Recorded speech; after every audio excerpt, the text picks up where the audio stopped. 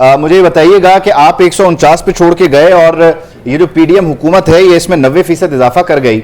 मामलात किस तरफ जा रहे हैं? अभी तो मैं परेशान ये हूं कि ये वो लोग हैं जो सियासी लोग हैं, हल्कों में जाके लोगों को फेस करना है। निगरान सेटअप क्या करेगा जब आएगा? ये तो आप देख रहे हैं कि मुसलसल चीजों में इजाफा होता चला जा रहा है।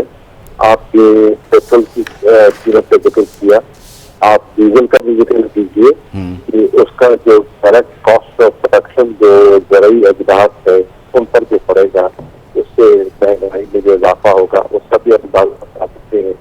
आज से चंद रोज पहले बिजली के जो टैरिफ है उससे बेतहाशा इजाफा किया गया और जुलाई के बिलों को लोग रो रहे हैं। अगस्त की बिल आएंगे तो लोगों का अंदाजा होगा वो कहाँ खड़े हैं। इस तरह आपने देखा कि गैस के जो बिल है, एलपीजी की बढ़ा दी गई है। तो इन सब चीजों का जो असर है वो अफराद घर पर यकीनन पड़ेगा और महंगाई जो है वो लोगों के कहते हैं ना पानी सर से तार हो गया, तो बिल्कुल महंगाई में डूब चुके हैं और लगता है कि कोई ठोस हिम्मत अभी नहीं है और अपने रेवेन्यू की शॉर्टफॉल को पूरा करने के लिए ये एक आसान तरीका है कि आप इम्प्लिसिट टैक्सेस और इनडायरेक्ट टैक्सेस जो है वो बढ़ाते चले जाए। अच्छा कुरैशी साहब, आपका एक लंबा सियासी करियर है, आपकी तरफ लोग देखते हैं सियासी मामलात को समझने के लिए। मैं जरा आपसे ये जानना चाह रहा हूँ कि अप्रैल 2022 में जब आप लोगों ने असेंबलियों से इस्तीफे दिए और सारे के सारे लोग फ्लोर छोड़ के चले गए, आज जब आप ये मुश्किल तरीन हालात देखते हैं आवाम के लिए जिसपे आप भी जो है वो मगमूम हैं, आप नहीं समझते कि आपकी ज़रूरत फ्लोर को ज़्यादा थी बजाय इसके कि आप लिबर्टी चौक पे या डी चौक पे धरने और जलसे कर रहे होते? क्योंकि फ्लोर से आप इस चीज़ को रोक तो सकते थे, कम से कम वहाँ एक तवाना आवाज़ तो बन सकते थे आवाम की। एक नुक्ता नजर है और बहुत से लोग ये समझते हैं कि हमें पार्लियामेंट के फ्लोर पर बैठकर भी एक चीज़ दिखाना चाहिए था, लेकिन इससे जो आ रहा है लेकिन वो वक्त गुजर चुका है। अब उसको दोहराने से फायदा नहीं होगा। अब जो हमने देखा है कि हमारे पास कुछ फोरम्स अवेलेबल है उनसे ही हम बात कर सकते हैं। इलेक्ट्रॉनिक मीडिया की स्पेस जो है वो भी खासी महदूद होती चली जा रही है। तो जहाँ जहाँ मौका मिलता है आवाज बुलंद करते हैं और लोग वाकई जो है बहुत तकलीफ में है, यकीनी तौर पर तकलीफ में। लेकिन कुरैशी साहब, जिस तरह आप कह रहे हैं कि आप जो पब्लिक फोरम्स हैं वहाँ बात कर रहे हैं, सोशल मीडिया हो या ये कन्वेंशनल मीडिया हो, आप नहीं समझते कि आप इन दोनों अपने मामलात में उलझे हुए हैं, अपनी परेशानियों का शिकार हैं, जिसकी वजह से ये जो मौसर अपोजिशन थी वो आप उसका किरदार अदा नहीं कर पा रहे, बल्कि अपने केसेस और अपने बयानिए के मामलात में उलझे हुए हैं? एक असेंबली अपनाई गई कि केसेस में और बहुत से केसेस जो है जिनके कोई सर पैर नहीं है उन्हें चकर दिया जाए। और आप देख रहे हैं एक अदालत से निकलते हैं, दूसरी अदालत से पेश हो जाते हैं, एक तारीख खत्म होती नहीं है तो दूसरे का नोटिस जारी हो जाता है। तो ऑब्वियसली आइडिया भी यही है कि मशगूल कर दिया जाए, इतना उलझा दिया जाए अपने मामलात में कि आप आवाज ना उठा पाए। लेकिन आप देखें, आपने देखा कि इन मुश्किलात के बावजूद आवाज उठती रही है और सोशल मीडिया के जरिए आवाज उठती रही है और उठ रही है। और लोग आप देखें जिस तरह इलेक्ट्रॉनिक मीडिया से आप देखें ना जो व्यूअरशिप गिर रही है यहाँ और वहाँ बढ़ रही है, उसकी भी वजह से जब आप यहाँ ब्लैक कर देंगे उन शख्सियात को। लेकिन सर जिस चीज पर कुरैशी साहब आप जिस चीज पर आवाज उठा रहे हैं और आप जिस पर परेशान भी हैं, मौजूदा जो हुकूमत है वो यही कहती है, बार बार इस बात को दोहराती है कि आईएमएफ मुआहदे की खिलाफ वर्जी आप करके गए। फिर वो ऑडियो लीक भी मौजूद है जिसमें आईएमएफ के मुआहदे को सबूताज करने की कोशिश की गई। फिर आईएमएफ जो है वो आपकी तरफ आके इस नए मुआहदे की तौसीक के लिए भी आपके साथ बैठा। How did you face them, और वो उसका क्या कहेंगे जिसपे आप पे इल्जाम है कि आपने मुआहदे की खिलाफ वर्जी की? सस्ता कर गए थे पेट्रोल बिजली। मुझे आपकी आवाज सुनाई नहीं दे रही, आप अपना क्वेश्चन कीजिएगा, मुझे सुनाई नहीं दिया।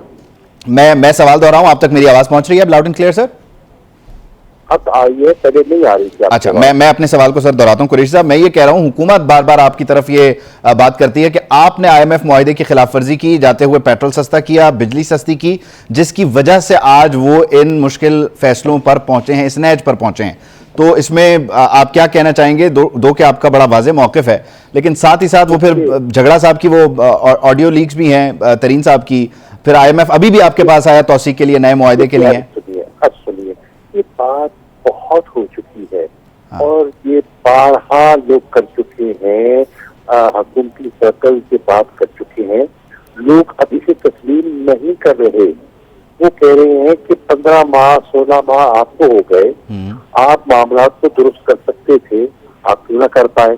आप जो इल्जाम लगाते थे कि बहुत महंगाई हो गई, लेकिन अब हालात क्या है? पहले से 70 हालात पैदा हो चुके हैं और लोगों का जीना दोबर हो गया है। अब लोग इस बात को, देखिए हुकूमत प्रोपेगेंडा तो है, लेकिन लोग उसको अहमियत नहीं दे रहे हैं ना, दे रहे होते तो आज।